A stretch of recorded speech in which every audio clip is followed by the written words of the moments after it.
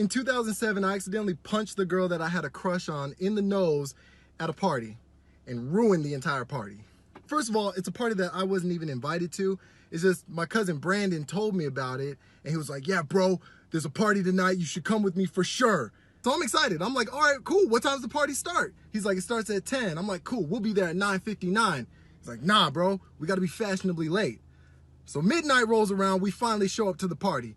Now, they had already been having a good time. The party looks mad fun. There's a lot of music playing, girls there, guys there, and the girl that I have a crush on is at this party, so I'm even more excited. Now, like I said, the year is 2007, so in this year, crumping was a thing. If you don't know what crump dancing is, just Google it, because that technology exists. So anyway, there's this one guy who's just killing it. Everyone's surrounding him, they're hyping him up. And at the time, for whatever reason, I thought I was a really good crump dancer. I don't know, I'd watched one too many movies and YouTube videos, and for whatever reason, I thought I was good. So I took it as a challenge. I was like, okay, everyone's surrounding this guy. They don't know who the best is.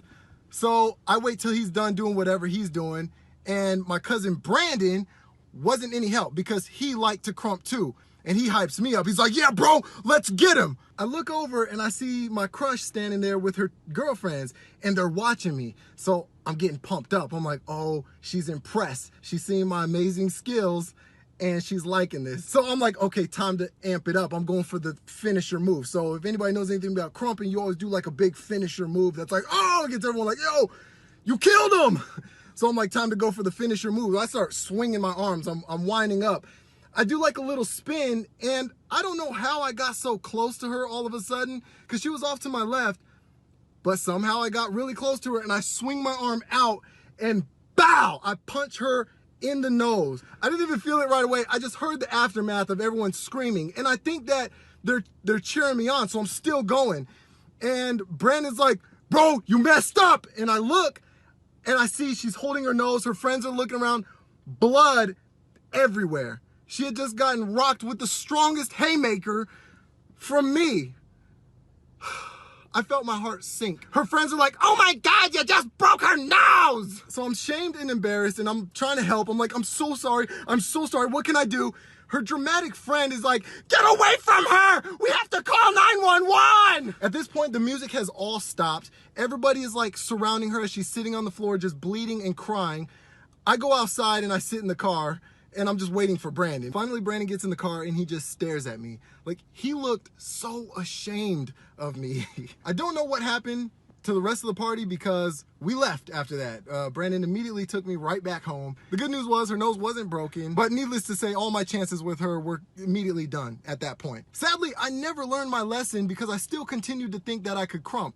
So I think I had like another 4 or 5 years of crumping in me after that. So moral of this story, if you're trying to impress your crush, don't do it with dancing if you're not like a certified good dancer. I can't even believe I'm telling you guys this. This is what quarantine is doing to me. I'm telling you guys stories that I planned on taking to the grave with me. To this day, I'm absolutely terrified of elevators because a few years ago, I was on vacation and I was staying on the 3rd floor of this really nice condo right off the beach. But one day I decided I'm gonna go down to the beach, ride some jet skis, you know, really take advantage of this whole vacation. So I get to the elevator, there's already a couple girls in there. I'm like, yo, this is some divine timing. This is perfect. Immediately, I start cracking some jokes to the girls. I'm like, jokey, jokey, joke. They're laughing. They're like, oh my God, you're so funny. So I'm loving it. I'm feeling myself now. I think I'm the man. I start saying the stupidest stuff in the world. I'm like, yeah, you know, I'm gonna go down to the ocean, ride some jet skis, wrestle a shark. All of a sudden, as the elevator doors are about to close, there's this maintenance guy who comes running down the hallway. He's like, oh, you can hold the doors for me?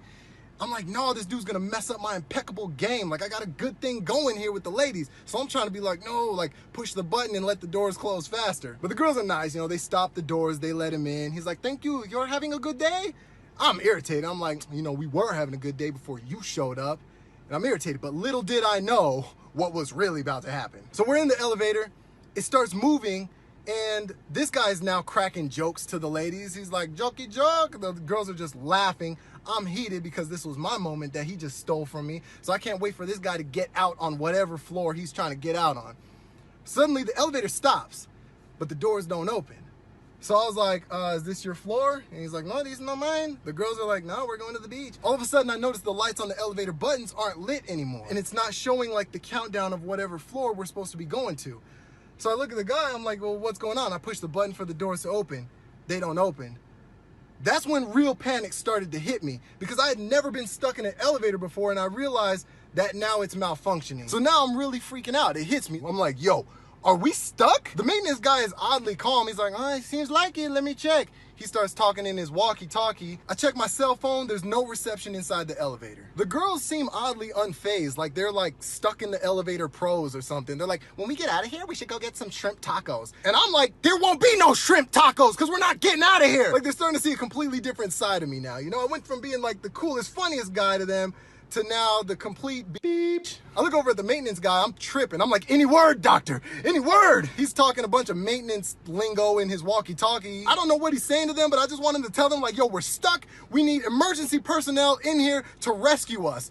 He's not saying that, and he's just chill about it. He's like, no, I ain't waiting for them to respond. I'm like, dang, no, what do you mean you're waiting for them to respond? All of a sudden, the power goes out. Now it's pitch black in the elevator. I can't see anything. All I know is I am suddenly thankful that this maintenance guy is in there, because if all this had happened and there was no communication to the outside world, I probably would have just died on the spot. Now, while the power is still out, I feel the elevator moving, like it's going down slowly. But I started to do that thing where you try to pry the doors open. Like I'm trying to just tear the doors open. We get to the bottom, all of a sudden the power comes back on. The doors open up slowly. I push them open. I'm kicking people out of my way as I get out of the elevator, and I just touch the ground and I'm out of breath. I'm like, now all of a sudden the real Matthew starts to come back to me. I'm like, oh, okay, I'm human again all of a sudden. And I turn around and I look back and I see the way the girls are just looking at me. I've never seen humans more disappointed in another human before. Like, whatever chances I might have had with those ladies was gone for sure. But till this day, I do not like elevators for that very reason. I have a friend who lives on the 10th floor of an apartment complex, and if I'm able to, I will take the stairs every time to get to his apartment when I visit. That's how much I don't like elevators. I just don't trust them. It's a small box. Moral of this story, just be a decent human being. If someone's trying to get on the elevator, let them on, because you never know. They could save your life. They could be a maintenance person who can communicate with the outside world if the elevator gets stuck. All right, shortly after my car exploded, my mom let me borrow her car, and almost immediately I crashed it and totaled it. So technically this is a part 2 to my last story where I talk about my car just deciding to randomly explode.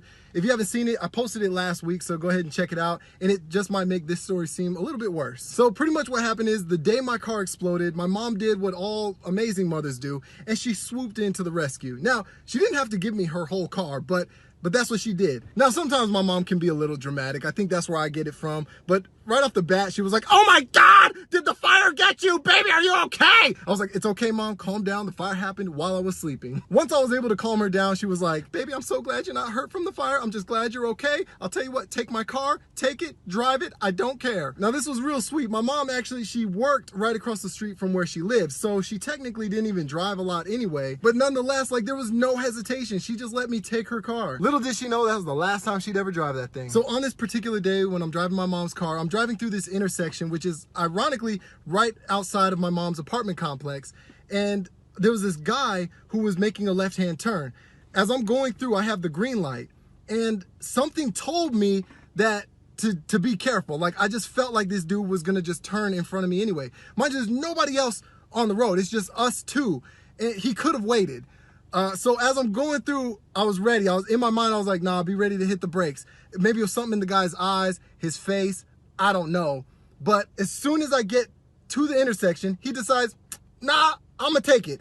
And he turns his truck, and boom, I slam right into the side of him. Now, mind you, I was going the speed limit, which was 45 miles an hour. So when you crash into somebody at 45 miles an hour, damage happens. My airbag, pow, went off, popped in my face. First of all, I didn't even know an airbag was hot. That thing came out hot. It burnt me. It burnt my arm.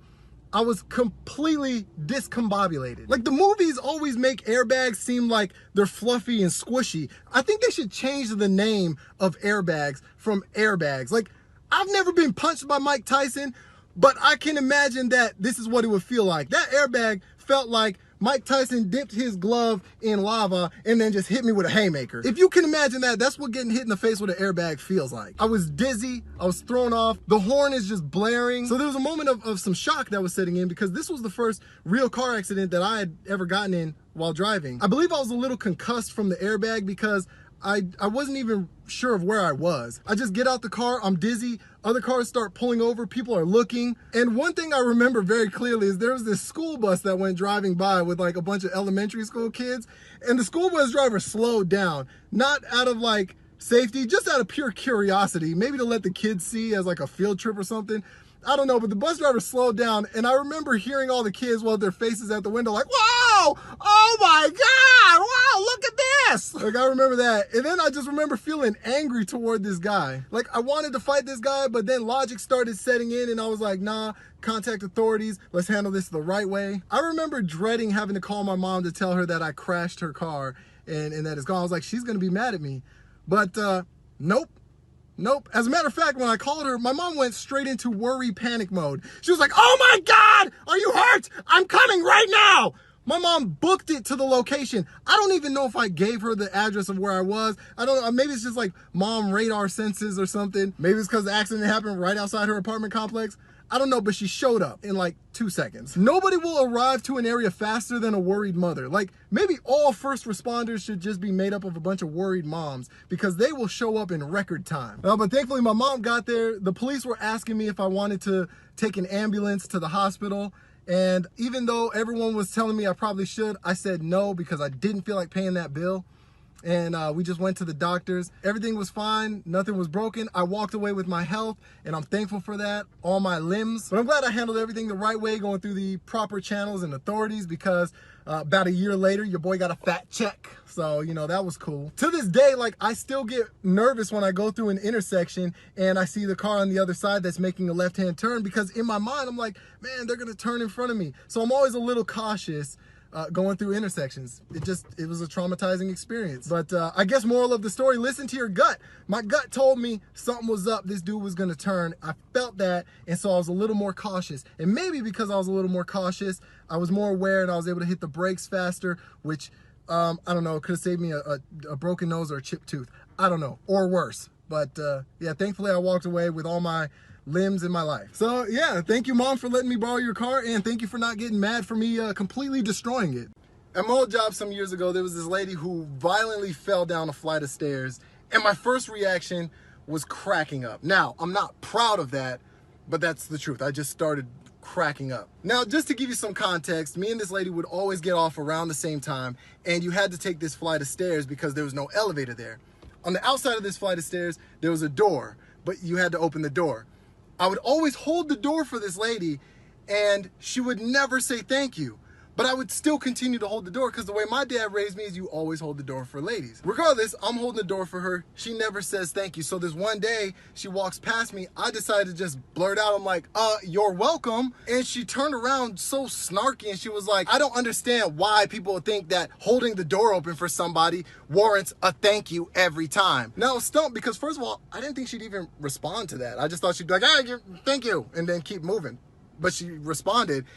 And then secondly, I was like, yeah, that's kind of a good point. Like, I guess why would you have to say thank you every time? I don't know. Like, it's just a nice thing to do. But then she continued. She was like, I'm not asking you to. I'm not disabled. Therefore, you don't get rewarded with a thank you every time. I was like, okay, all right. So this is intentional. She does this on purpose. After that, going forward, I went out of my way to intentionally not get the door for her. So fast forward a few weeks, I'm still going out of my way to make sure I do not hold the door for this lady. Once again, we get off work around the same time and we're both heading toward the stairs, but she's behind me. So I'm like thinking to myself, at this pace, I'm gonna have to hold the door for her. So I slow down. I think I pretended to like tie my shoe or something. So she walks past me, she goes through the door, and she gets to the step. As soon as her foot touched that top step, her heel hooked it and her ankle bends down and just bow, bow, bow, boom, boom, boom, boom, boom, all the way down the flight of stairs. Now, I don't know if you've ever had to watch somebody fall down a flight of stairs, but it's kind of funny. Like, the thing is, it sounds funny. It is so violently loud.